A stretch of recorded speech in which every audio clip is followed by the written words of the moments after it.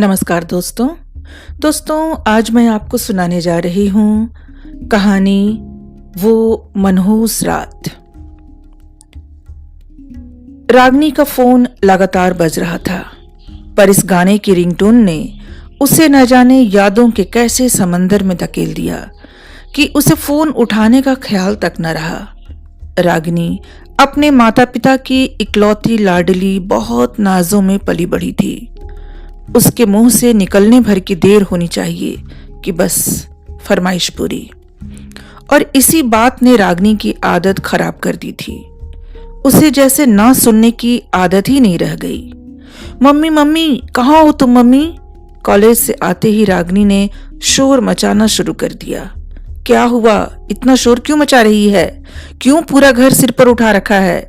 Mummy ने झूठ मूठ की नाराजगी जताते हुए कहा।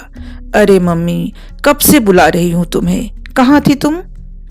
तेरा खाना गर्म कर रही हूं, गीले हाथों को पोंछते हुए उसकी मम्मी ने जवाब दिया। मम्मा, तुम वो सब छोड़ो और मेरे साथ कुछ पल बैठो। तुम्हें पता है आज मेरे कॉलेज में क्या हुआ? मम्मी कहती है, बिना बताए मुझे कैसे पता होगा भला? मम्मा, आज हमारी इंटर कॉलेज वाद विवाद प्रतियोगिता थी। वहां पर शहर के सभी बड़े कॉलेज के प्रतिभागी उपस्थित थे। और मम्मी जानती हो हमारे चीफ गेस्ट कौन है? आंखों को गोल गोल घुमाते हुए जब रागनी ने कहा तो उसकी मम्मी झल्ला कर बोल उठी, अब पहेलियां बुझाना बंद कर और सीधे सीधे बता। तभी दोबारा फोन की घंटी घनघना उठी और तब रागनी की तंद्रा भंग हुई। उसके हलो कहते ही सामने से आने वाले स्वर ने जैसे उसके कानों में मिश्री सी घोल दी। Hello mamma, I have topped my IAS exam mom, love you mamma. ये स्वर था रागनी की लाडो इवाना का, जिसे सुनते ही रागनी को जैसे लगने लगा आज मैं ऊपर आसमां नीचे। ये गाना उसे याद आ रहा था और फोन रखते ही रागनी फिर से खो गई उन पुरानी यादों में। रागिनी, जस्ट चिल मम्मी, सब बताती हूँ। हमारे चीफ गेस्ट थे शहर के नामचीन उद्योगपति रामदेव अग्रवाल जी के सुपुत्र मिस्टर रवीश अग्रवाल। मम्मी, तो क्या हुआ? इसमें इतना उछलने वाली कौन सी बात है? रागिनी कहती है, अरे मम्मी आप पूरी बात तो सुनो। आज वाद विवाद प्रतियोगिता में मैंने बहुत धांसू प्रस्तुति दी, अपने तर्क से सबको निरुत्तर कर दिया और प्रतियोगिता में प्रथम स्थान प्राप्त किया। और तब रवीश जी ने खुद खड़े होकर मेरे लिए तालियां बजाई और मेरी भूरी भूरी प्रशंसा की। मम्मी कहती है, अच्छा ये तो बहुत अच्छी बात है, ऐसे ही तरक्की करती रहो बेटा। अरे मम्मी, पूरी बात सुनोगी तो तुम उछल पड़ोगी। फिर हम सब बाहर निकल आए। बाहर धुआंधार बारिश हो रही थी। मैं बस का इंतजार कर रही थी। तब भी रागनी ने शरारत से अपने होंठ चबाते हुए आगे कहना शुरू किया। तभी रवीश जी की बड़ी सी गाड़ी मेरे पास आकर रुकी और उन्होंने मुझसे कहा कि यदि आपको कोई एतराज न हो तो क्या मैं आपको घर तक छोड़ सकता हूँ? और मैं उनके इस आग्रह को ठुकरा न सकी और यंत्रवत सी उनकी गाड़ी में बैठ गई। तब रास्ते में उन्होंने मुझसे कहा, रागनी, मुझे घुमा फिराकर बात करना नहीं आता, मैं सीधी सपाट बात करता हूँ। मुझे तुम अच्छी लगी, तुम्हारे व्यक्तित्व ने मुझे आकर्षित किया है। यदि तुम्हारी सहमति हो तो क्या मैं? इतना कहकर वो चुप हो गए और तब तक घर आ गया और मैं शर्माकर भीतर भाग गई। मम्मी कहकर रागनी ने अपनी निगाहें झुका ली।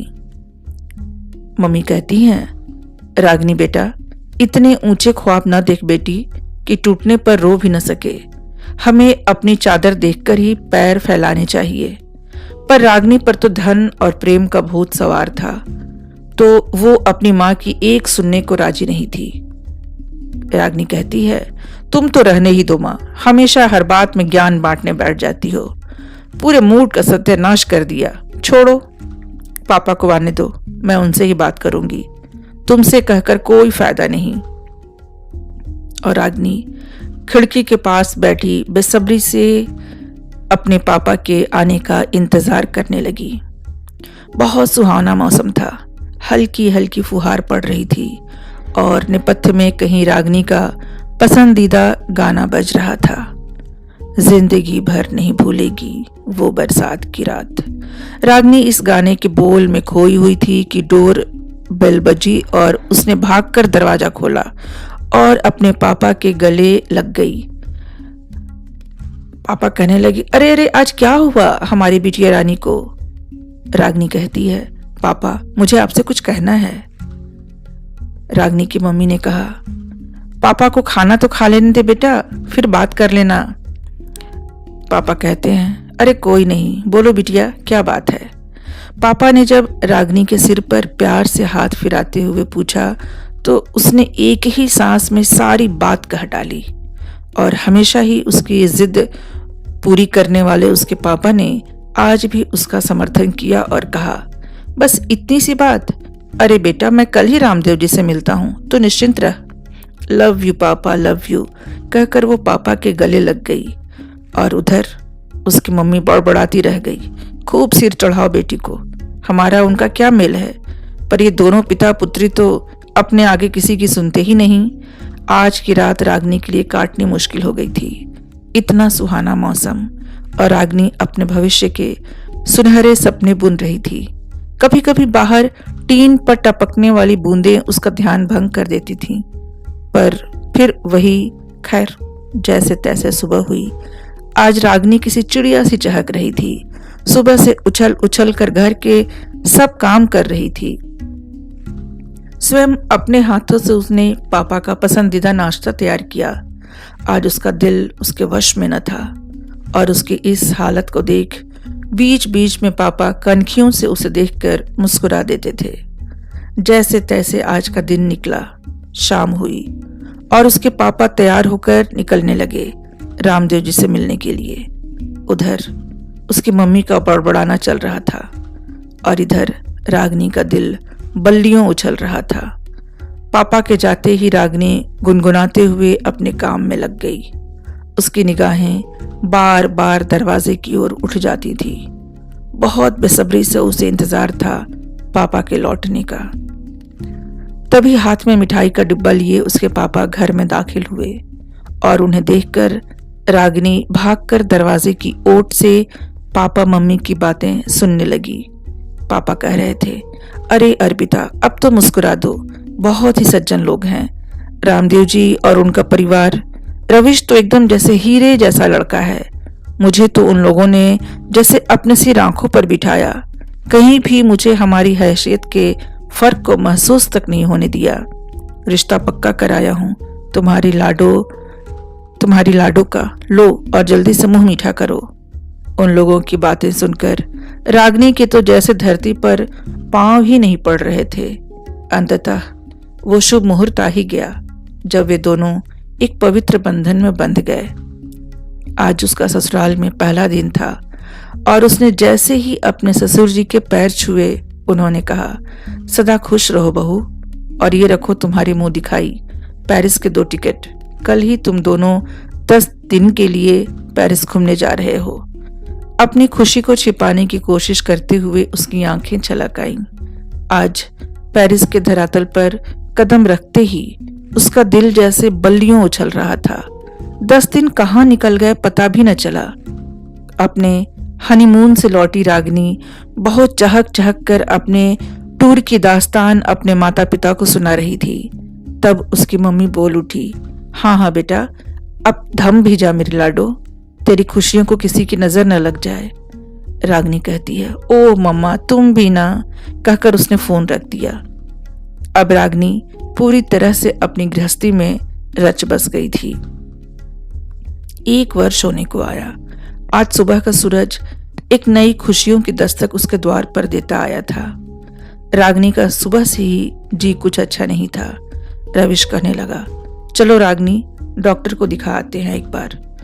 और डॉक्टर के यहाँ से लौटते ही तो जैसे पूरे घर में खुशियों की लहर दौड़ गई।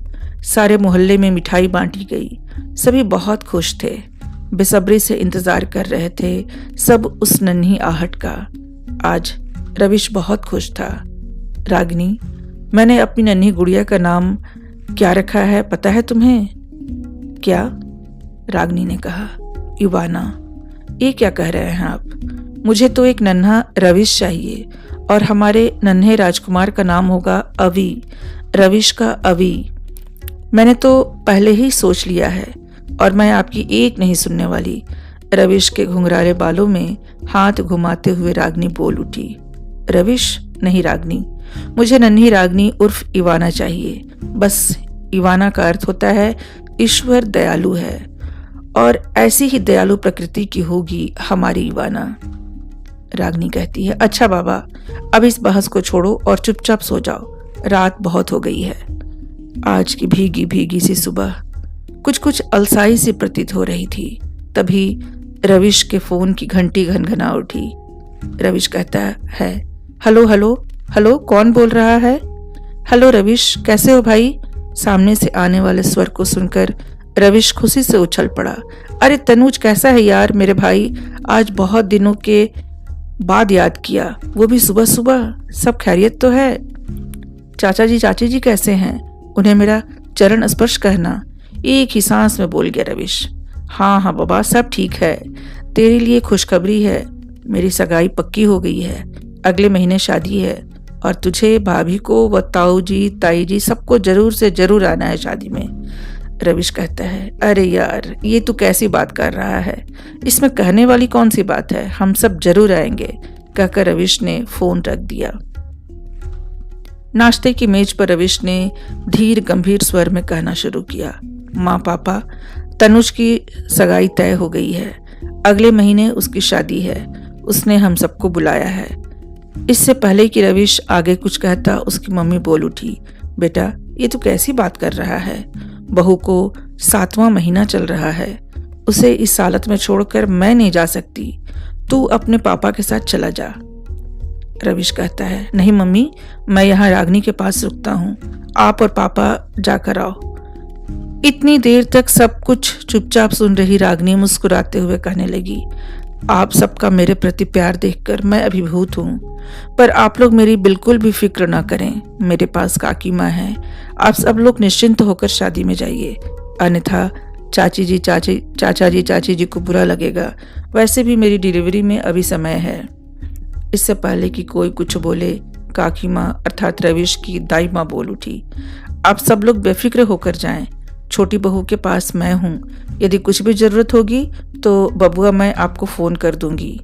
दाई माँ से आश्वासन पाकर सभी लोगों ने राहत की सांस ली और शादी में जाने की तैयारियां शुरू कर दी।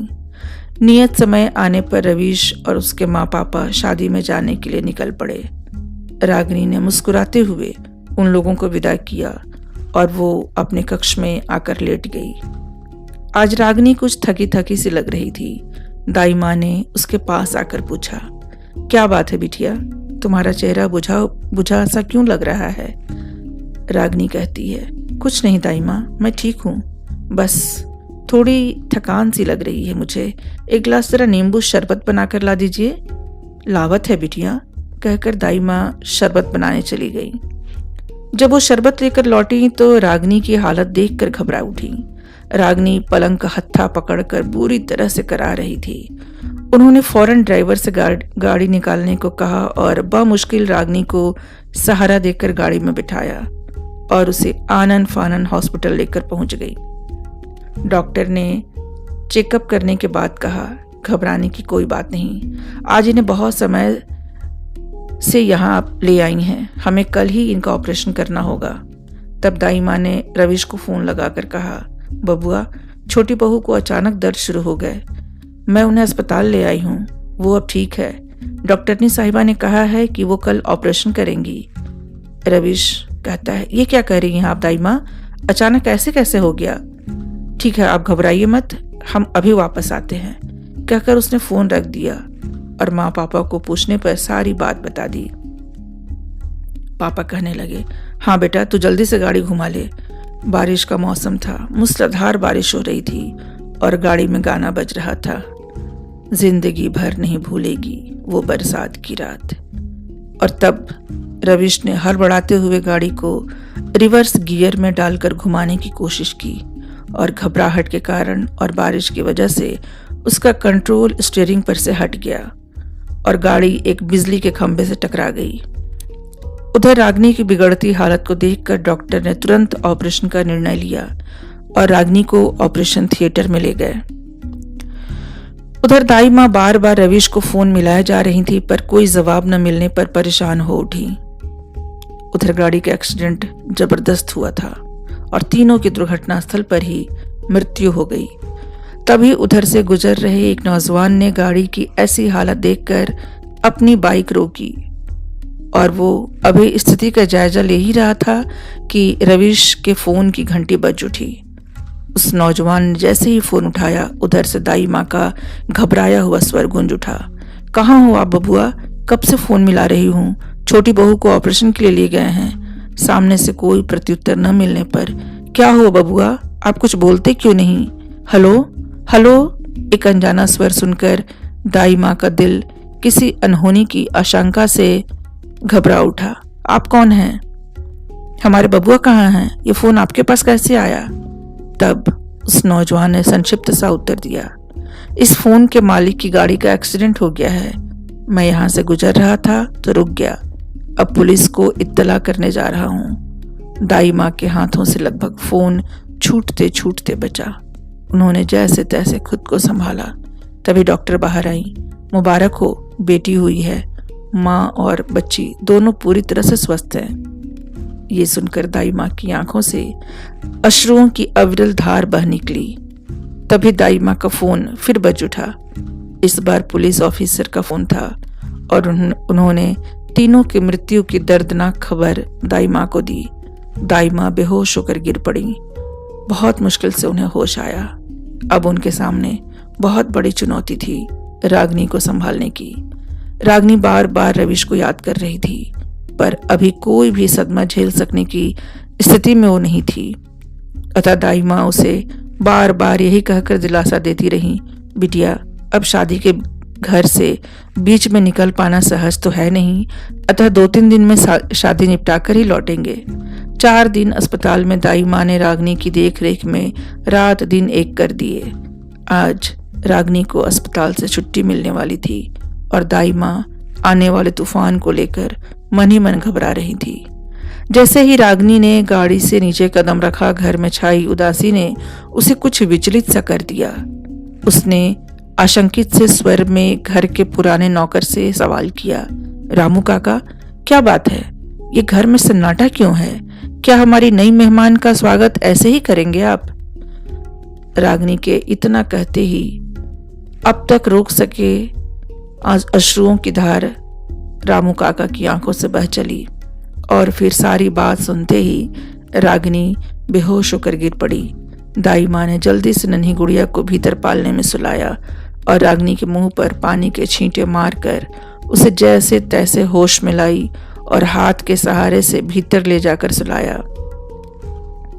जैसे ही रागिनी को होश आया, वो फूट फूट कर रो पड़ी। बहुत मुश्किल से उसे दाई माँ ने संभाला, उसे नन्ही सी जान का वास्ता देकर आगे जीने की राह सुझाई और वाकई दाई माँ की ये उक्ति काम कर गई और रागिनी ने रवीश की इवाना की खातिर फिर से जीना शुरू कर दिया। इस हादसे की वजह से अधिकांश रिश्तेदार, यहाँ तक कि स्वयं रागिनी के माता पिता नन्ही इवाना को मनहूस करार देने लगे, पर रागिनी ने इवाना की खातिर, अपने रवीश की आखिरी निशानी की खातिर सबसे संबंध तोड़ लिए। उसने अकेले इवाना की परवरिश की और उसे इस योग्य बनाया कि उसके समक्ष सबको अपना कद बौना लगने लगा। और आज उसके त्याग की, उसकी तपस्या की परिणति थी और रागिनी अभी इन्हीं विचारों में उलझी थी, तभी उसके फोन की घंटी फिर से घनघना उठी और आज इस रिंगटोन को सुनकर रागिनी का सिर गर्व से ऊंचा हो गया। तो दोस्तों, ये थी कहानी। धन्यवाद।